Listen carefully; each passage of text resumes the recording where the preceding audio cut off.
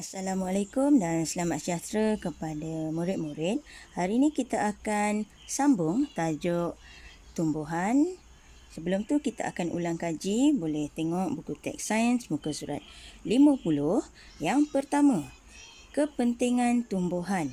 Ada 4 iaitu habitat kepada haiwan.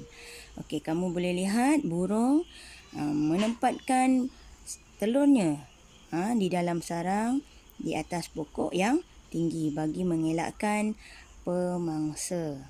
Okey, seterusnya tumbuhan juga menjadi sumber udara kepada manusia dan haiwan bernafas. Udara yang dikeluarkan ialah oksigen. Kita perlukan oksigen untuk bernafas. Sumber ubat untuk manusia dan haiwan. Dan akhir sekali, sumber makanan untuk manusia dan haiwan. Contohnya, wanita ni menggunakan sayur kobis untuk dijadikan makanan ataupun sayur dalam hidangan seharian. Monyet ni mengambil pisang sebagai sumber makanannya. Baik. Seterusnya kita akan pergi kepada tajuk keperluan asas biji benih bercambah. Apa yang diperlukan oleh biji benih untuk bercambah? Air. Okey, udara dan akhir sekali suhu. Dia perlukan 3 iaitu air, udara dan suhu yang sesuai. Baik, seterusnya tumbesaranku iaitu tajuk tumbuhan mengalami perubahan semasa tumbesaran. Kalau kamu boleh ingat tajuk manusia, perubahan yang berlaku semasa proses manusia membesar. Macam inilah juga dengan tumbuhan. Manusia sebagai contoh daripada bayi pergi ke kanak-kanak, itu proses manusia. Tapi untuk tumbuhan, kamu boleh lihat bermula daripada biji benih. Okey, biji benih bercambah bermaksud dia keluar akar, anak pokok, okey, keluar tunas ataupun pucuk daun. Pucuk yang kecil ni kita sebut pucuk. Okey, dan mengeluarkan lebih banyak daun dan akhirnya menjadi pokok dewasa. Ini perubahan semasa tumbesaran pokok. Okey, macam mana kita nak lihat bahagian-bahagian tumbuhan ni? Kita boleh dapat lihat bilangan daunnya bertambah, saiz daun bertambah dan lilitan batang juga bertambah. Baik. Kita pergi kepada urutan tumbesaran tumbuhan. Okey, yang pertama biji benih. Okey, ni biji benih. Yang kedua biji benih bercambah, dia mula mengeluarkan akar. Buku teks muka surat 54. Okey, seterusnya anak pokok. Okey, anak pokok. Dan nombor 4 pokok berbunga. Dan yang terakhir pokok berbuah. Macam tadi cikgu cakap, urutan tumbesaran bagi manusia. Kalau masih kamu ingat, bermula daripada bayi. Ni kita ulang kaji. Bayi. Okey, bayi. Lepas tu kanak-kanak. Dan remaja. Akhir sekali menjadi dewasa. Kalau haiwan, telur. Lepas tu anak dan akhirnya menjadi dewasa. Kalau contoh ayam, bermula daripada telur, anak ayam dan akhirnya menjadi ayam dewasa. Kalau urutan bagi tumbesaran tumbuhan, bermula daripada biji benih. Okey, biji tak kisahlah pokok apa, contoh kat luar banyak dipasarkan dalam paket, kamu boleh beli. Okey, banyak pokok, contoh biji sawi. Okey, siapa nak tanam lah. Okey, biji benih bercambah, keluar akar. Anak pokok dia dah mula bertunas. Okey, ada daun. Okey, dah mula tumbuh daun. Pokok berbunga dan akhir sekali pokok tersebut akan berbuah. Okey, contoh diberi ni ialah pokok tomato. Boleh nampak ya. Okey, muka surat 55, urutan yang pertama biji benih menjadi biji benih bercambah anak pokok. Okey, dalam beg plastik hitam kita boleh tukar ke dalam pasu dan akhirnya menjadi buah tomato. Baik, keperluan asas pembesaran bagi pokok. Yang pertama, apa yang diperlukan untuk pokok membesar? Kita perlukan cahaya matahari, air dan udara. Okey, jika tidak, tumbuhan akan layu dan mati jika tidak mendapat keperluan asas. Baik, muka surat 56, buku teks, kamu boleh nampak pokok diletakkan ke dalam 4 keadaan. Okey, 4 keadaan. Pokok yang mempunyai cahaya matahari tetapi tidak ada air. Pokok yang mempunyai air dan juga cahaya matahari. Pokok yang disiram. Okey, ada air, ada cahaya matahari tetapi tidak mendapat udara.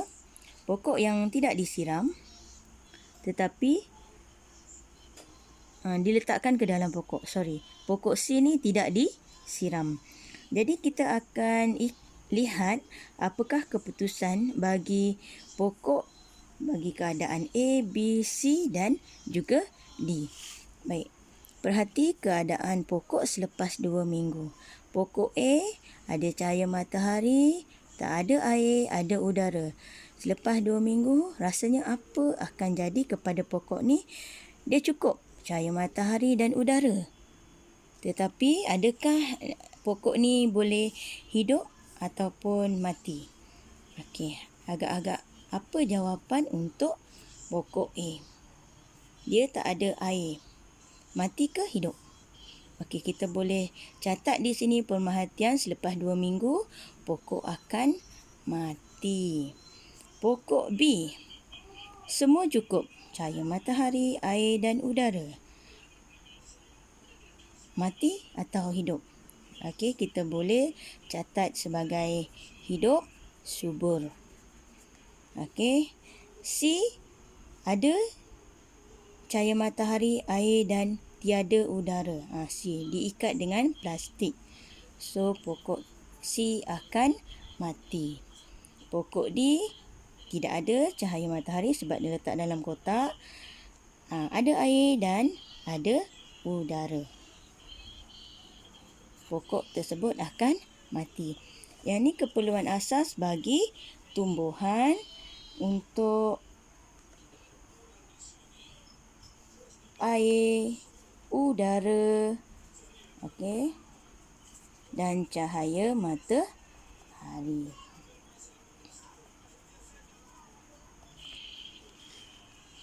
Keperluan pokok jika diletakkan nutrien atau baja. Okey, tadi yang ni keperluan asas tumbuhan, air, udara dan cahaya matahari. Yang ni jika kita tambah baja lagi, apa yang berlaku kepada pokok? Okey, contoh diberi kat sini, kita nak lihat pokok A dan pokok B yang sama saiz dan sama saiz. Kedua-dua disiram air di luar kelas siram pokok tersebut setiap hari. Maksudnya kedua-dua diberikan air. Pokok A dan pokok B letak luar kelas, bermaksud ada udara, ada cahaya matahari. Baik. Untuk pokok A diberi baja, ada baja. Okey. Pokok B kita tak beri baja. Pokok B tak ada baja. Pokok A sahaja ada baja. Baik. Jadi apakah pemerhatian? Pokok A ada nutrien.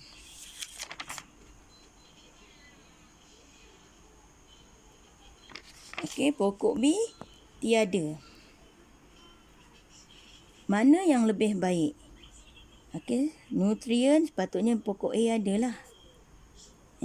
Pokok B yang tak ada.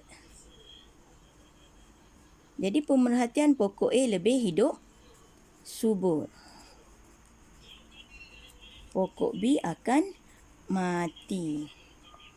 Okey, kerana apa? Tumbuhsaran pokok A adalah lebih baik kerana mendapat baja ataupun nutrien. Boleh? Jadi ini adalah tajuk keperluan asas tumbuhsaran. Kita boleh simpulkan. Yang pertama, memerlukan air. Okey, keperluan asas tumbuhsaran bagi tumbuhan perlukan air. Yang kedua, udara. Yang ketiga, cahaya matahari. Dan yang keempat, nutrien atau baja. Kalau tak ada keempat-empat elemen ni, tumbuhan akan mati. Baik. Okey, kita akan buat sedikit latihan sains pada buku latihan aktiviti muka surat 35 dan 36. Okey, muka surat 35 dan 36 iaitu keperluan asas tumbuhan. Ada murid yang dah siap, mungkin ada yang belum. So, buat sama-sama. Baik. Kita lihat ada dua pokok yang sama disiram setiap hari. Pokok A dan pokok B. Pokok A sahaja disiram. Dia saja ada air. Pokok B tak ada air. Okey, hari pertama sehinggalah hari ke-7 didapati pokok A hidup subur. Okey, berdiri tegak, ada daun. Manakala pokok B kamu boleh lihat layu. Kenapa cikgu kata layu? Batangnya bengkok, layu. Dan daun daripada ada 4 yang sedia ada, hari ke-7 tinggal 2. Bermaksud A dan B ni kamu boleh lihat ada perbezaan. Disiram pokok A, tak disiram pokok B.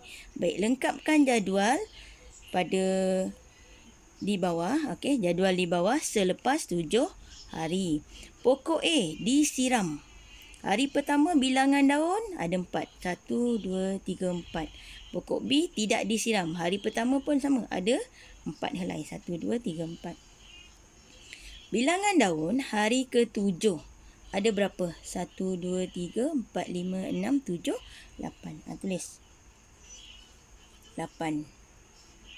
Okey, pokok B tidak disiram. Kamu kira ada berapa? 1, 2. Ni kira dah matilah. 1, 2, 3.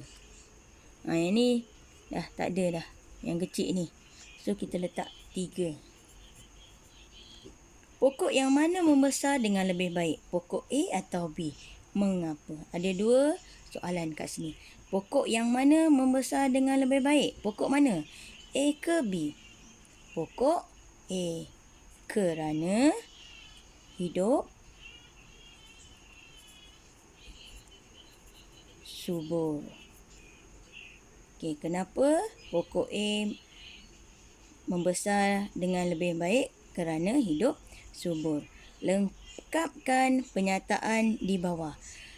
Apa-apa dan apa keperluan asas untuk tumbuhsaran tumbuh-tumbuhan. Tadi ingat cikgu cakap ada 3 keperluan asas, iaitu air, udara dan juga cahaya matahari. Okey, muka surat 36. Okey, muka surat 36. Dia bagi contoh pokok timun. Biji benih timun akan bercambah jika dikeluarkan dari beg plastik. Kerana biji benih memerlukan, mula-mula dia letak dalam plastik. So, dia kena keluarkan. Kerana biji benih memerlukan apa? Udara. Biji benih juga memerlukan gambar apa ni?